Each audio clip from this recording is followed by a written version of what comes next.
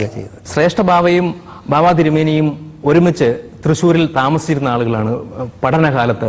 ഇപ്പൊ ഈ ബാവ ആയതിനു ശേഷം പരസ്പരം അങ്ങനെ എന്തെങ്കിലും ആശയവിനിമയമുണ്ടോ? ഞങ്ങൾ പരസ്പരം കണ്ടുമുട്ടിയിട്ടുണ്ട്, സംസാരിച്ചിട്ടുണ്ട്. പക്ഷെ അതൊന്നും ഇങ്ങനത്തെ ഒരു തലത്തിലല്ല. ഒന്നുമല്ല പ്ലെയിനിലായിരിക്കും, അല്ലെങ്കിൽ ഏതെങ്കിലും ഒരു ഫംഗ്ഷനിലായിരിക്കും. അതൊക്കെ നാമമാത്രം. കാരണം ഞങ്ങൾ വളരെയേറെ സംവേദിക്കാൻ തുടങ്ങുമ്പോൾ ഇവര് തമ്മിൽ ഒന്നിച്ചിരിക്കുന്നു അത് എന്ന് പറഞ്ഞുകൊണ്ട് പുതിയ വിവാദങ്ങളുണ്ടാകും. വ്യക്തിപരമായി അക്കാലത്ത് വളരെ അടുത്ത ബന്ധമായിരുന്നു. അദ്ദേഹം പുരോഹിതനായിരുന്നു, അച്ഛനായിരുന്നു, ഞാനൊരു വിദ്യാർത്ഥിയായിരുന്നു. ആ ബന്ധമൊക്കെ ഒരുമിച്ച് താമസിച്ചിട്ടുണ്ട്. പിന്നെ അങ്ങേ മുറി ഇങ്ങേ മുറി. കുറച്ചകന്നു നിൽക്കുന്ന രണ്ട് സഭകളുടെ അധ്യക്ഷ സ്ഥാനത്ത് നിന്നുകൊണ്ട് തന്നെ ആ പഴയ ബന്ധം നിലനിർത്താൻ കഴിയുന്നു. ഞങ്ങൾ എപ്പോഴും റെപ്രസെന്റ് ചെയ്യുന്ന ഒരു സമൂഹത്തെയാണ്.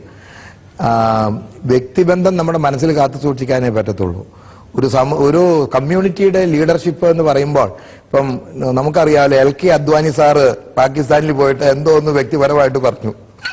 തിരിച്ചു വന്നപ്പോൾ അദ്വാനി സാറ് പിന്നെ വളരെ പണിപ്പെട്ടാണ് പഴയ സ്ഥാനത്ത്. ഒരുപാട് വ്യാഖ്യാനങ്ങൾ വരും. അതുകൊണ്ട് വെറുതെ അനാവശ്യമായ ഒരു വ്യാഖ്യാനം ഉണ്ട്.